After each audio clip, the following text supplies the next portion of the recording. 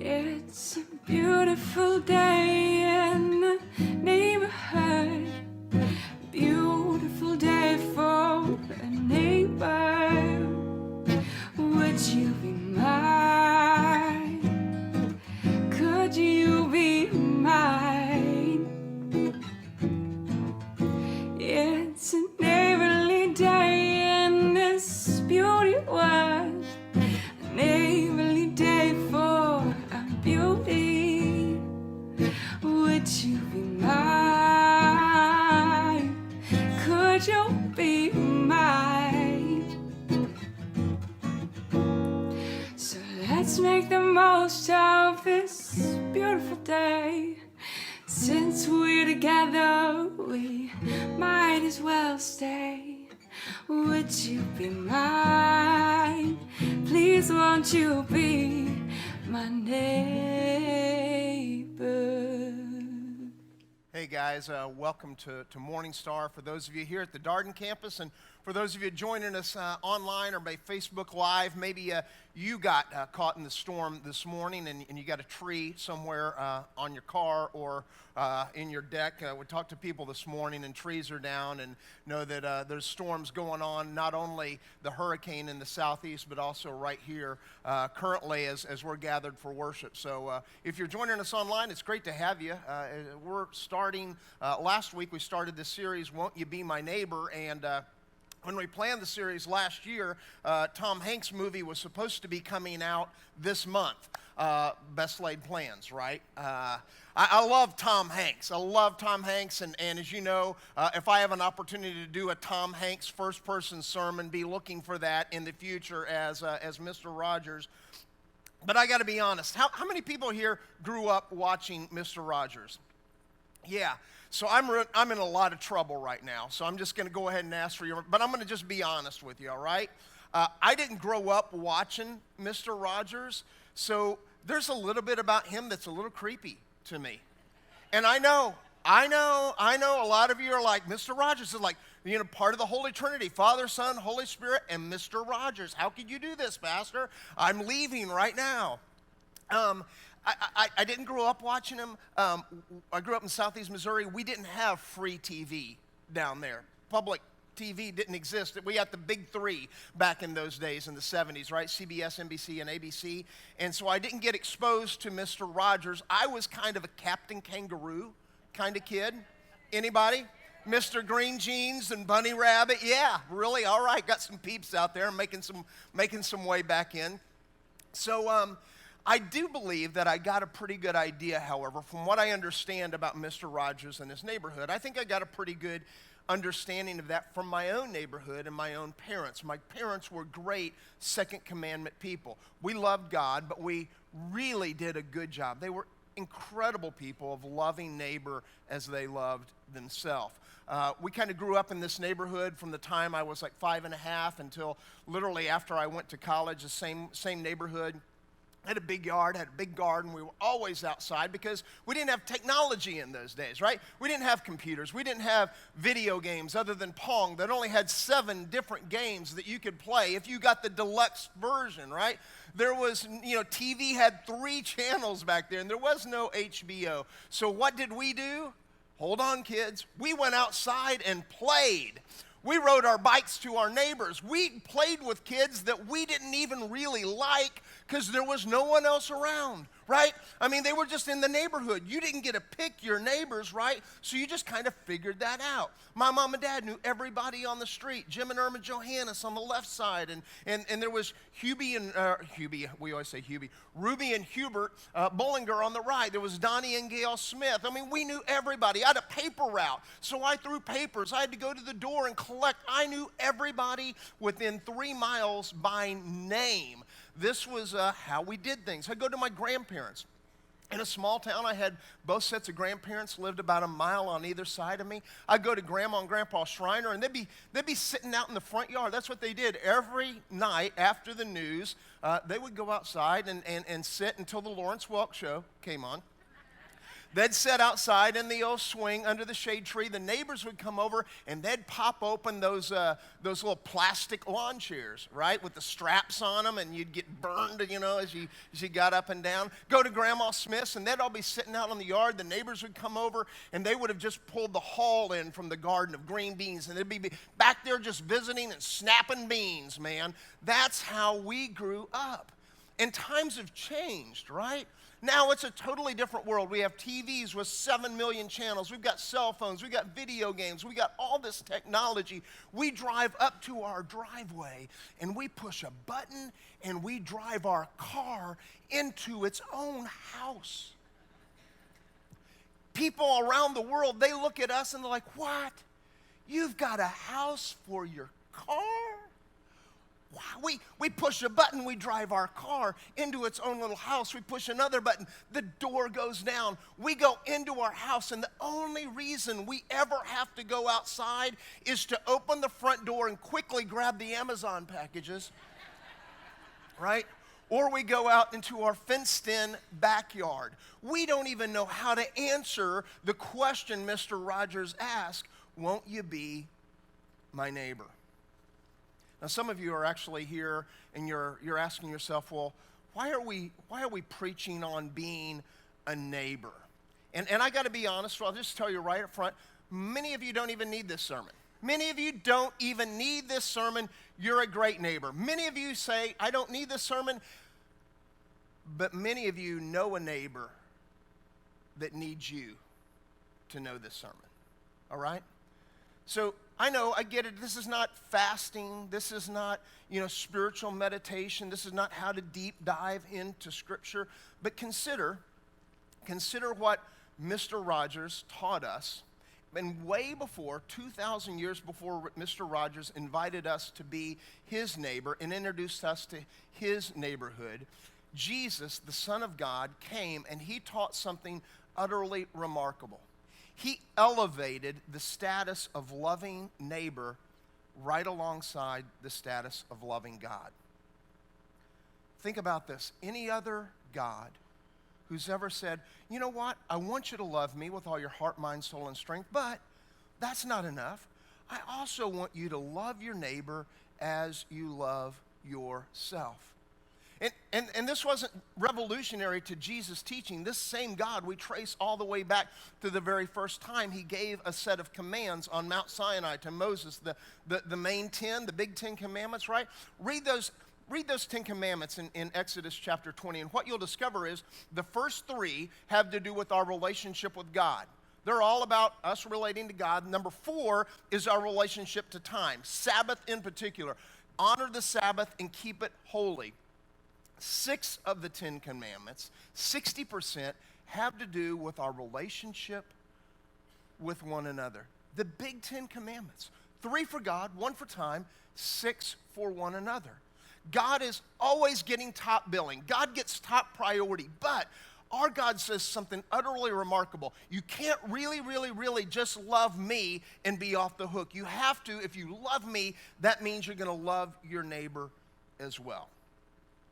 Now, today's text is very familiar for those of us who grew up or spent any time in and around the church. It's the parable of the Good Samaritan. But hang with me, because I know some of you are like, well, I could tell that story. I told that story in Sunday school. I taught, blah, blah, blah. You could probably tell the story better than I can. Don't think so highly of yourself, really.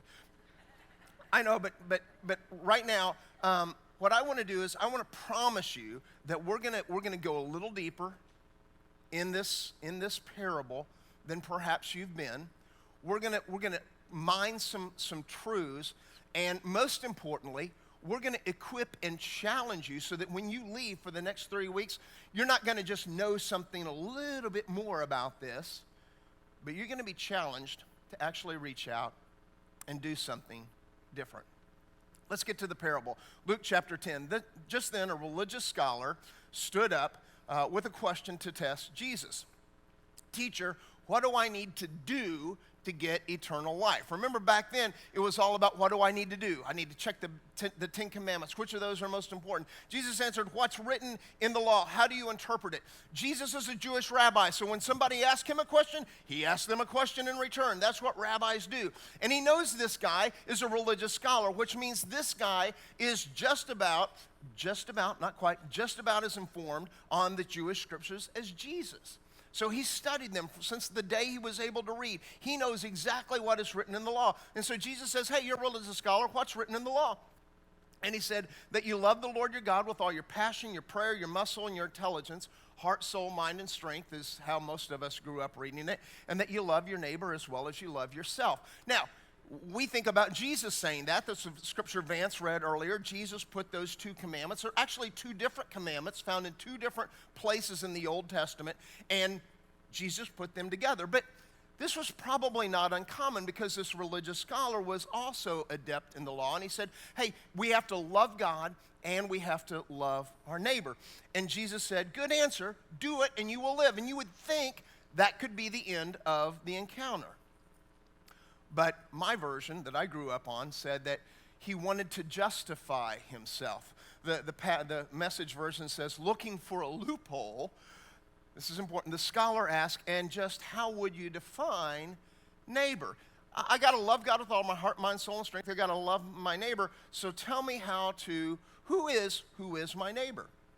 And then Jesus tells the parable, one of the most famous parables ever told. He said there was a guy. He was going on this road from Jerusalem to Jericho. It's a very dangerous road, about 19 miles, the height of Jerusalem, down to Jericho. I'm going to be in Jerusalem. I'm going to send you some updates. I leave a week from tomorrow. 47 of us are going to go over there. I'll send you some footage. I'll bring some back. But we're going to travel this road from Jerusalem to Jericho, and it was dangerous, and there were thieves, and the man fell among thieves, and he was accosted. He was beat up. He was stripped down, left all but naked, all but dead, took everything he had, and they went off. And he was lying there on the side of the ditch, and Jesus is telling the parable, and he says, but a priest walked by, happened to be walking down that same road. And the hearers, the Jewish hearers of Jesus would have said, well, great, a priest is walking by, so the guy's going to get saved. And yet Jesus says the priest walked by on the other side of the road, didn't stop in hell. And then Jesus says, but a Levite, and we wonder what a Levite is. And a Levite was someone who wore Levi jeans and was always at the church. He was a lay person. He wasn't a clergy, but he had special responsibilities in the temple and synagogue. And the Levite walked by, and he saw the guy on the side of the road, and he kept walking. And then Jesus said, but a Samaritan. And as soon as he said Samaritan, all of his Jewish leaders would have, or all the Jewish people he was teaching to would have went, oh no. The Samaritan's going to see this Jewish man, and he's going to jump down and he's going to finish him off. Because the Jews and the Samaritans were sworn enemies. And yet Jesus turns the tables. Remember the story? He gets down off his donkey, and he goes over and he bandages this guy's wounds. He pours wine and oil on the wounds. He bandages him up. He picks the guy up. He puts the guy on his own donkey. He takes the guy, walks the donkey with the guy, broken guy, on the back of the donkey to an inn. He cares for him all night long. Then the next day he goes down to the front desk and he says, hey, this guy's still got some healing, and he's got no money, he's got no clothes, so get him some clothes, make sure that he's well fed. If he needs internet access, whatever he needs, put it on my charge. And I come through here all the time. I'll pay for whatever the next time I'm here. Jesus tells the parable. And then he turns to the guy and he says, well, what do you think? Which of these 3 became a neighbor to the man attacked by the robbers?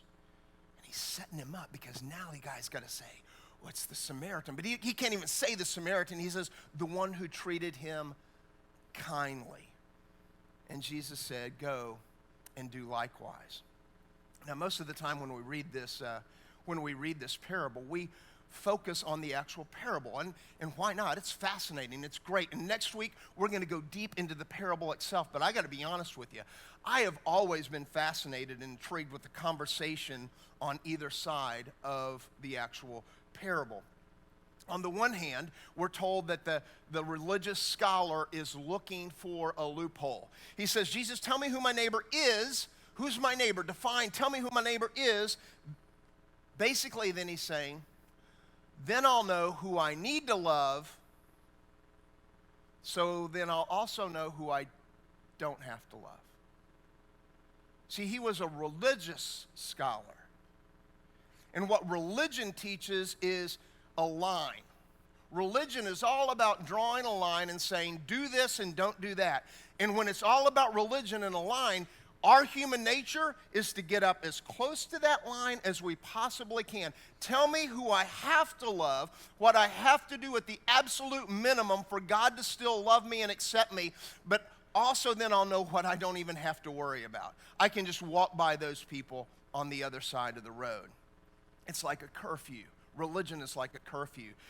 11:30 p.m., I know that I can stay out until 11:29, and then I can open the door that goes to my car in its own house. Right? That's what religion is. It's a curfew. Tell me the minimum that I need. And yet, notice what Jesus does when the guy says, tell me who my neighbor is. Jesus doesn't define what a neighbor who a neighbor is. Instead, Jesus defines what a neighbor does. Jesus never says, well, your neighbor is those people who live on either side of you. Your neighbor is the person who lives in the cul-de-sac or in the apartment next door. Jesus says, here's what a neighbor actually does. And I, for one, appreciate that and appreciate the way that it was unpacked, because basically Jesus is saying that a neighbor is kind. Now, for you ladies and men tend to interpret loving one another a little differently. You ladies, loving one another might be, well, my neighbor is going through a difficult time. I want to sit down and have a heart talk. We need a heart talk. And that's great. But I don't want to love my neighbor Nathan by saying, man, come over here, bro, and let's have a heart talk. I'm not going to bake a double batch of brownies and take over to Kevin on the other side of the street. I'm not going to reach out to Ron next door and says, I'm going to love you like myself. And so we're going to the Bahamas. I got two really, bad choice, Bahamas to this day. And we're going to Florida, right, on the Gulf side. Heck, I can't say anything that's not getting destroyed today, right? And I'm going to take care of it. It's like, I'm going to love my neighbor, and all of a sudden I think all these things, and basically Jesus is saying, I just have to be kind. Now, I don't know about you, but I can do kind. That may surprise you. I can do kind. We can do kind, right? We go home this afternoon, and the rain stops, and kind might be we see a neighbor with a tree down, and kind might be not just waving, how you doing? What happened? Kind might be, I'm going to take a glass of tea over. Kind might be I might put my work gloves on. Kind might be I might help, take my chainsaw over there. Kind is something that we can do. Kind is, hey, I see a neighbor outside. You want to come over and just, have a beverage and play some cornhole or some ladder golf? It might be, they pull up with some firewood in their truck and you stop what you're doing and you go over to help them. It might be that they're on vacation and you just go over and mow their yard while you're already mowing your yard. Nice is not what we're talking about. Let's don't confuse Jesus. A lot of us think that Christianity is about being nice. Christianity is a whole lot more than being nice. Nice is about morality. Nice is about manners. Jesus said Christianity is not just nice, it's manners and politeness plus action. That's what love is. Love is a verb. The problem is that over the years, the church has tended to focus on interpreting the scripture in a way that's actually accurate. The way Jesus was telling the parable to say that, hey, your neighbor isn't just the person living next to you, the person not just across the street. Your neighbor is actually everybody you come into contact. Wherever you are, whatever you're doing, just like the Samaritan was traveling out of town and he fell upon somebody who was his sworn enemy, Jesus said, I'm responsible, I'm on the hook for loving my neighbor in that particular situation. But what if we've made this idea of loving our neighbor so big, so giant, so enormous that every person I come into contact, I feel responsible for loving them as I love myself? What if I've made that so big that what I end up doing is failing to do really anything at all. So what if Jesus' command to love our neighbor actually meant our literal neighbor? The people on either side of us, the people behind us, the people we like and wave to when we're driving through the subdivision, the people that we're a little weirded out because we never really see them. They're probably vampires because they only come out at night, right? The people with the barking dog that is so annoying. What does it mean to love our literal neighbors? What does that mean? Well, in practical terms, I'm going to give you some practical examples. If you live in the Countryside subdivision, where I live, Pastor Jennifer lives a couple blocks down, we're actually going to do a block party this coming Saturday, and I hope it doesn't rain. It's noon to 3 p.m., so if you live in the Countryside subdivision, we've got games, we've got food. We did this a couple weeks ago at the Pin Oak neighborhood. We got to meet a lot of the neighbors. It was hotter than the dickens out there, hotter than blue blazes, as we used to say down in southeast Missouri. But we had all kinds of water games. We had a lot of fun. And you wonder, well, what's the point? The point is we meet our neighbors. The point is we introduce ourselves and say, hey, and by the way, you know, when you just about the time you think, well, we got a phone call last night, and one of the neighbors that we met there for the first time has been coming to Morning Star Church, and she called Pastor Jennifer last night and said, I would like to get baptized. And that was because we did a 3-hour block party in her neighborhood and let her know that there was a church that she would be welcome at. So I get it. Some of you are like, well, we don't live in the Countryside subdivision. And I get it. You've got 5 days to move. Or you could do what my buddy Roger Ross did. He went out and spent hundreds of dollars on this professionally made sign. He put it at the entrance of his subdivision, and they called it Sunday Sunday. Now, yes, it meant ice cream sundaes on Sunday evening. Brilliant. I mean, if somebody doesn't come because they don't like ice cream, you don't really want to be their neighbor anyway, right? Who doesn't like ice cream? There's a problem there, right? So he went around to all of his neighbors, knocked on doors, handed them a little professionally made flyer, and he invited them to their garage, their front yard, on Sunday night for 2 hours. He said that over 40 people came, 30 people. He said, before this, I got to be honest, he said, I had been in that neighborhood for 2 years. I knew very few people. 40 people came, 30 people I had never even met before. And he just got to know his neighbors. Now, he's a church planner. And they don't know because he didn't go in saying, hey, guess what? But you know what he wanted to do? He understands that the very first step in anything is to simply get to know people. You can't love people, you can't be kind to people, really, that you don't know. So where is that place in your neighborhood? It's probably not the swimming pool anymore. It's probably closed down for the season. Is there a recreation area? Is there, some sort of playground where families go that you could walk by? As you walk by, maybe you could do what Pastor Jennifer challenged all of us to do last week and take out the earbuds long enough to meet somebody brand new and just find a reason, something in the yard or something, the car or the kid or something that you can compliment or ask a question about. Strike up a conversation simply for the purpose of getting to know somebody that you don't know. And some of you are saying, well, that is okay, I guess, but I got to be honest here, Pastor. Permission to read your mind. Some of you are thinking, I get that, but I already have a lot of friends. I've got a lot of folks from high school, college. We still get together, hang out. I'm a part of a small group here, and I'm really connected. And honestly, I'm good. And I want you to consider this. This is what I said at the beginning of the message. You might not need this message, but somebody you live by might need you to need this message. You might not need your neighbor right now, but your neighbor might need you. There are things going on. You know this. Intellectually, you know that there are things going on in homes all around you that you're not even aware of.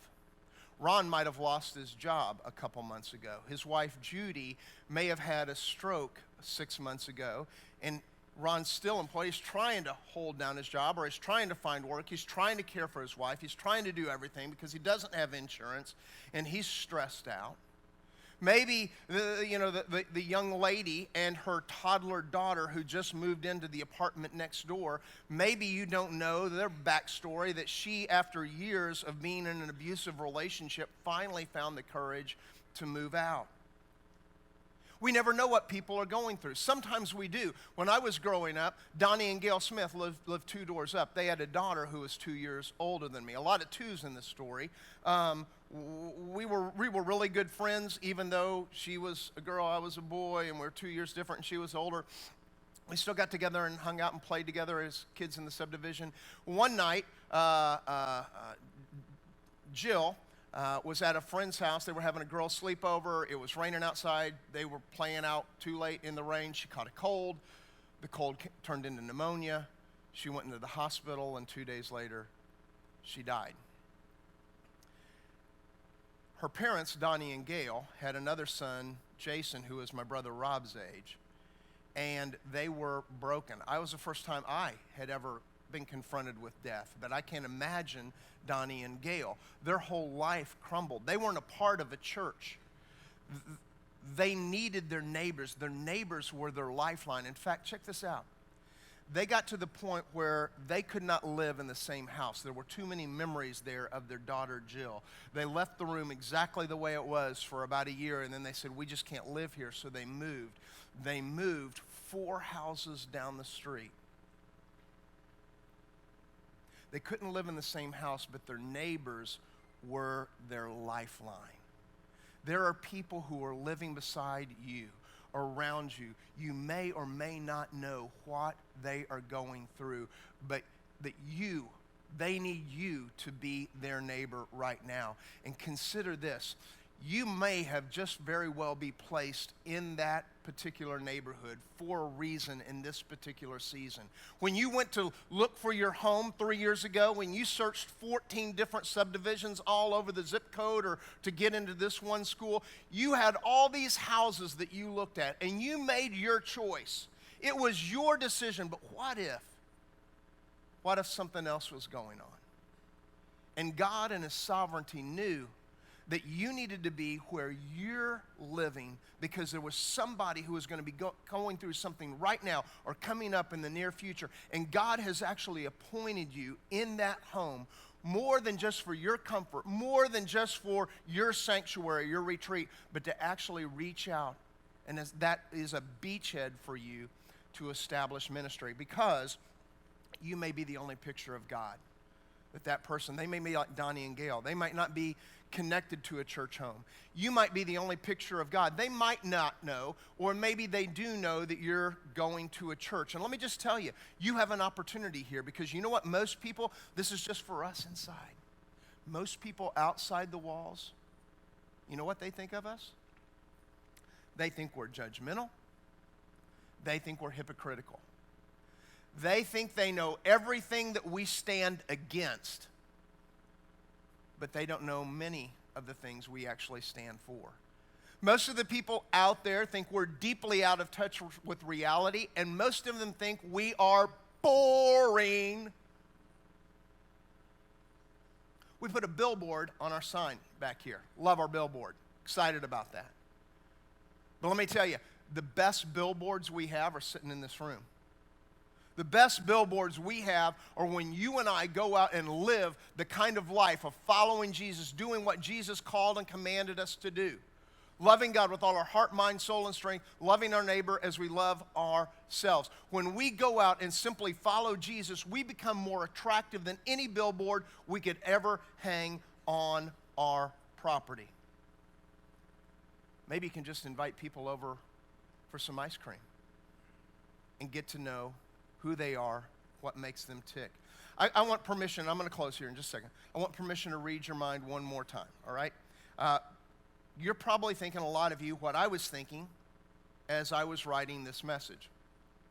I need to love my neighbor as I love myself. And I'm thinking, okay, Mike, I need to love my neighbor as I love myself. But the confession is that I've been, like Roger, in my neighborhood for right at 2 years now. We moved in Labor Day weekend 2 years ago. And I know Ron and Judy, I know Whitney and Nathan, I know Jessica and Kevin. And that's about it right around me. So I've got a little work to do, and I don't know, other than just kind of going out and randomly knocking on doors. So Sunday may be in my future after the block party. But if you're like me and there's still some people that you don't know, we've given you a tool. It's going to be available as you walk out. It's highly technical and very sophisticated. It's a sheet of paper, and it's called a block map. And it basically says, here's your house, and I know your subdivision doesn't look like this, so just give us some wiggle room. But your challenge is to begin to fill in names of people who live in the houses directly around you. You see, part of our vision here at Morning Star is to resource you to enrich relationships with God's self and others and intentionally reach one more for Jesus. So this is your assignment. Simply get to know. You can't love people that you don't know. God may have assigned you in that neighborhood for a specific reason during this season. Those people may need a neighbor. You might not need one, but they desperately need somebody as a lifeline. And you just may be the only picture of God that they will see. God may use you to be the connection for someone calling you or someone calling the church to say, hey, I came to church, and I've been considering this faith thing, and I would like to get baptized. Wouldn't that be worth being a neighbor?